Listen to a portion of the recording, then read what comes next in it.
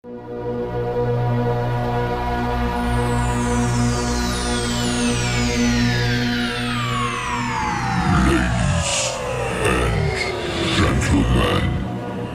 may I have your attention, please? The show starts in 5, 4, 3, 2, 1, go! Hi everyone! I am Promise Joy B. Agmata from BEd 2A, and today I am going to retell to you about the story entitled Animal Farm by George Orwell. But before that, let me introduce first the author of the story in order for you to have a background about the said author. That is George Orwell, who wrote The Animal Farm. George Orwell, pseudonym of Eric Arthur Blair, born on June 25, 1903, at Motihari, Bengal, India, and he died on January 21, 1950 at London, England. George Orwell is an English novelist, essayist, and critic famous for his novels The Animal Farm on 1945 and 1984, conducted or published on 1949. The latter, a profound anti-European novel that examines the dangers of totalitarian rule. And now, are you ready to listen the Animal Farm story? If yes, just sit back, relax, and enjoy watching the story.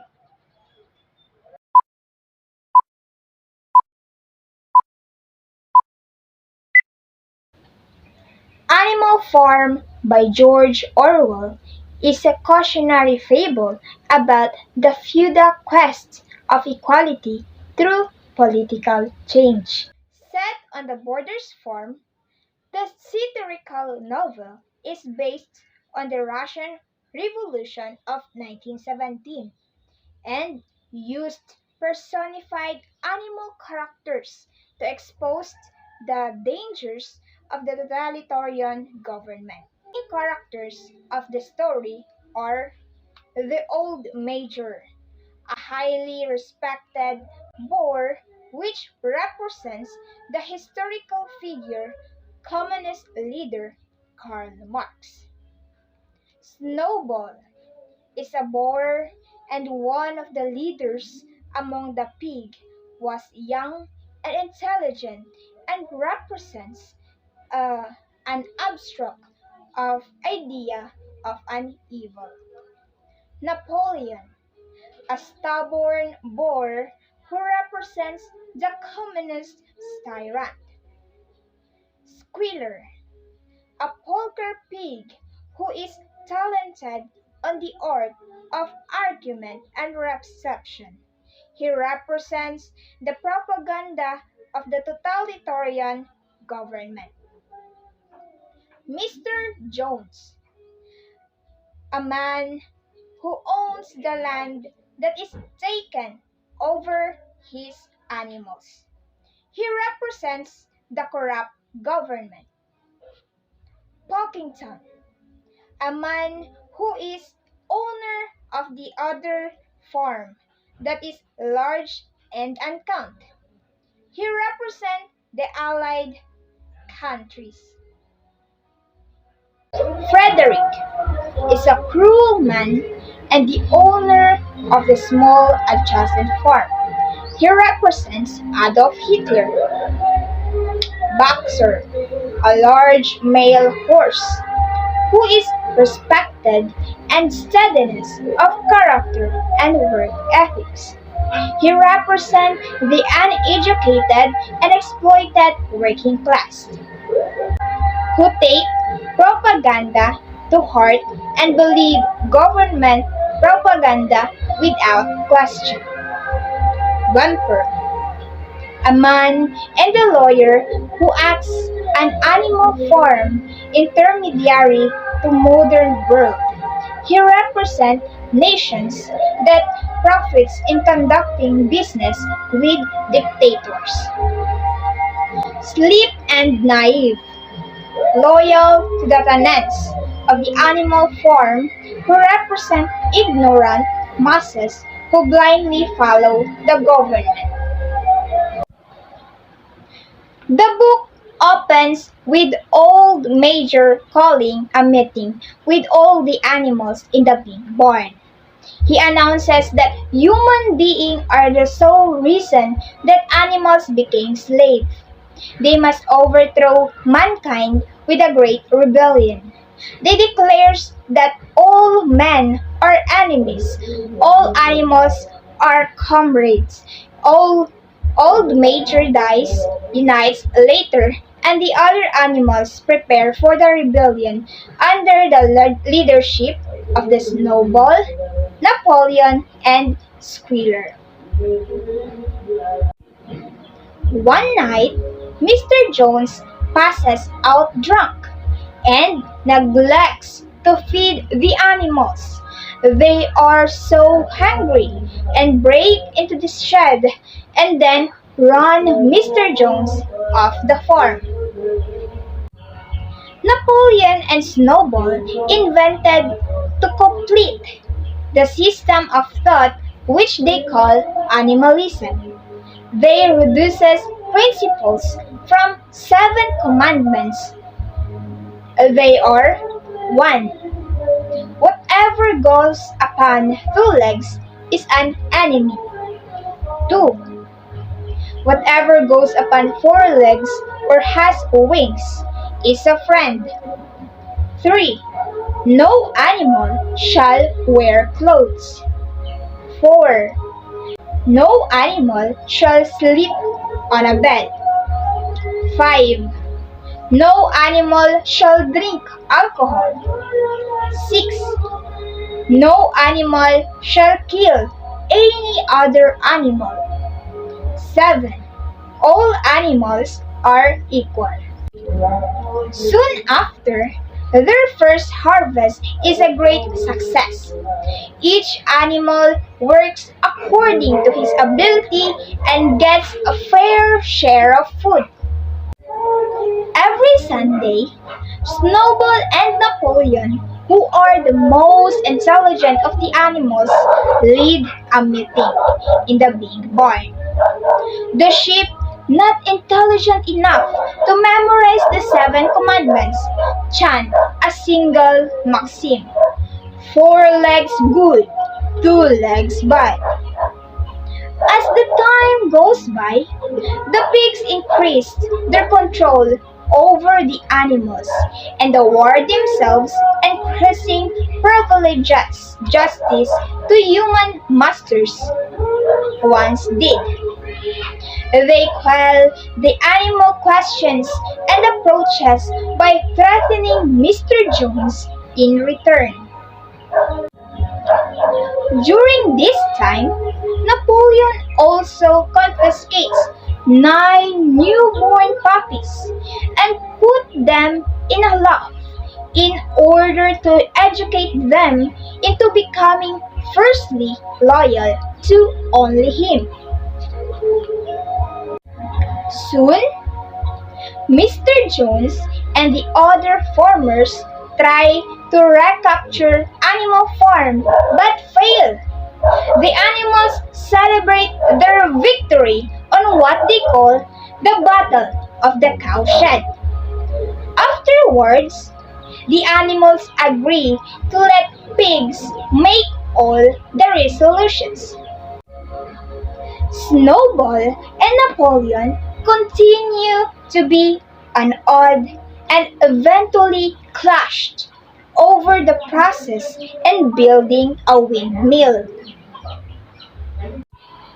Snowball believes there is a short work week and provide the farm electricity, but Napoleon opposes it. Napoleon summons 9 puppies he trained, nor first dogs, to run Snowball off the farm. At this point, Boxer, the horse, takes on his own personal maxims. I will work harder, and Napoleon is always right. Soon, Napoleon announces plans to build the windmill, claiming that it was his idea, all along rewriting history. Building the windmill forces the animals to work harder and on Sundays. As the animal shortens food and supply, Napoleon opens up trade with the human world, which makes the other animals uneasy. Through Squealer, Napoleon lies to the animals about the shortages and begins to hoard what little there is for himself. He enlists Whimper to be his intermediary trade with humans. Then, the pigs move into the farmhouse and begin sleeping in beds, contrary to the fourth commandment. Then one night, strong winds destroyed the unfinished windmill. Napoleon blames Snowball and sentences the expelled pig to death. As conditions became worse on Animal Farm, Napoleon deceived the human world into thinking into prospering. His scientists sell contract to humans into 400 eggs per week and making a rebellion of the hens that results to the several deaths. Soon after, Napoleon holds an assembly which he makes several animals confess to contractary and then confess the dogs execute them. The dogs try to get Boxer to confess, believe him along, but they cannot overpower him. Napoleon arbitrarily changes the other commandment to read, "No animal shall kill any other animal without cause." Squealer tries to convince the animal that production is increasing. Napoleon sells them appear on public. Squealer paints portrait in other barn wall. The animals now call him our leader, Comrade Napoleon.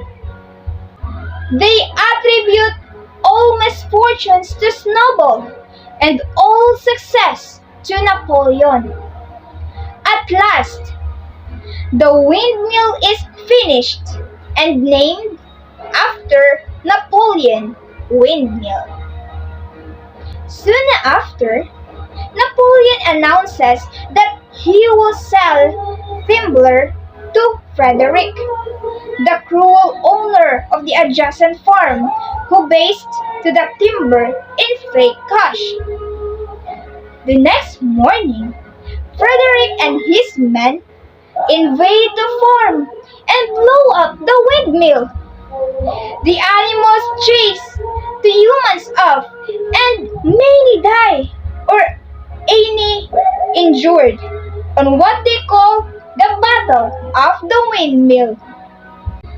After the battle, the pigs discover the case of whiskey in the farmhouse. They drink to celebrate the success. Squealer then reports that Napoleon is dying.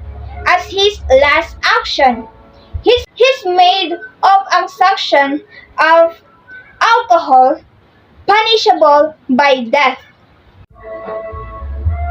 But Napoleon recovers quickly and learns to brew out the alcohol. Squealer changes another commandment to no animal shall drink alcohol to excess. Napoleon plans to build a schoolhouse for the 31 young pigs he has parented, while continuing to afford himself two privileges. He spreads propaganda to distract the animals in inequality and hardship. He creates special, spontaneous demonstrations in which the animals march around and celebrate their triumph. Napoleon declares the former republic and selected anonymously as president. The animals continue to work vigorously, most of all Boxer. One day, Boxer collapsed by just overexhausting himself. Napoleon promises to send him to veterinarian, but instead turns him over to be slaughtered. After Boxer dies, Napoleon promises to honor him with a special bouquet, but the pigs use the money from a slaughter to buy a case of whiskey and get drunk instead. Years go by, and though animal farms' population increases, only a few animals remember the rebellion. Conditions are still harsh despite of technological improvements. One day, Squealer teaches the sheep to chant, 4 legs good, 2 legs better, as the pigs walk along the yard on their hind legs. The other animals are horrified. The 7 commandments possibly replaced with a single maxim. The pigs continue rewarding themselves more privileges. Napoleon holds the conciliatory bouquet for the farmers, announces that the animals recollege of the comrade no longer, and declares that the symbol of the rebellion be stripped from the farm's flag. As the other animals operated the windows to watch the humans and pigs play poker, they cannot distinguish between them. All animals are equal, but some animals are more equal than others.